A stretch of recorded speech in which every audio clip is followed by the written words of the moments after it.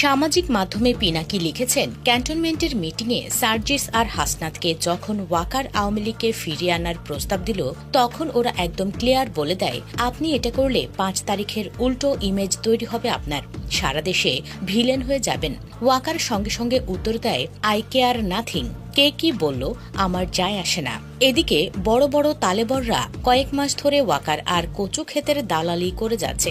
আমি শুরু থেকেই এটা নিয়ে লড়ে যাচ্ছি। হাসনাত আর সার্জিসের 11 তারিখের মিটিং এর কথা আমি আগে জানতাম না, আজই জানলাম। কিন্তু কিছু একটা যে হচ্ছিল সেটার ইঙ্গিত আপনারা আমার ভিডিও আর পোস্টে আগেই দেখেছেন। ওয়াকার এখন পুরোপুরি আওয়ামী পুনর্গঠন প্রক্রিয়ায় ঢুকে গেছে, নিজেই সব লিড দিচ্ছে। ছাত্রদের বিরুদ্ধে চরিত্র হনন আর দুর্নীতির নিউজগুলো কোথা থেকে আসছে সেটাও একদম পরিষ্কার হয়ে গেছে। ওয়াকারকে শুধু একটাই কথা বলবো, নাটক কম করো প্রিয়।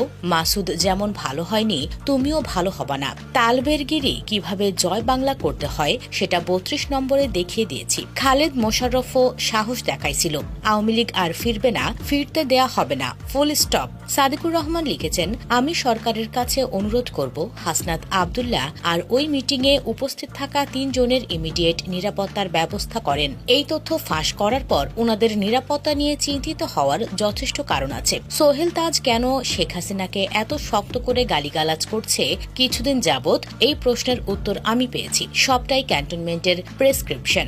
এই সেম প্রেসক্রিপশনে সোহেল তাজের মাও খেলেছিলেন, আওয়ামী লীগকে বাঁচিয়ে রেখে হাসিনার হাতে তুলে দিয়েছিলেন। হাসিনা এসে ওর বাপের হত্যার প্রতিশোধ নিয়েছে। সেম ওয়েতেই সোহেল তাজ এই আওয়ামী লীগ 10 বছর পর পুতুলের হাতে তুলে দেবে। পুতুল ওর মায়ের প্রতিশোধ নিতে যাইয়া আরো 3টা গণহত্যা করবে। আল্লাহর বাস্তে এই পরিকল্পনার বিরুদ্ধে দাঁড়ান। সোহেল তাজ সহ যাদের নাম এসেছে এরাও গণহত্যার পক্ষের লোক। তাপস তো পিলখানা ম্যাসাকারের সাথে জড়িত, এদের প্রতিহত করেন। আর ডক্টর ইউনুস প্লিজ চাপের কথা স্বীকার করেন জনগণের কাছে। ক্যান্টনমেন্ট যখন আপনাকে বাদ দিয়ে অন্য আরেকজনকে সরকার প্রধান করতে চেয়েছিল, তখন এই ছাত্ররাই আপনাকে রাখার জন্য জেদ ধরে বলেছিল। এই কথাটা ভুলে যায়েন না, কারো চাপে পড়েই জনগণকে এত বড় নরকের মুখে ফেলে দিয়েন না প্লিজ।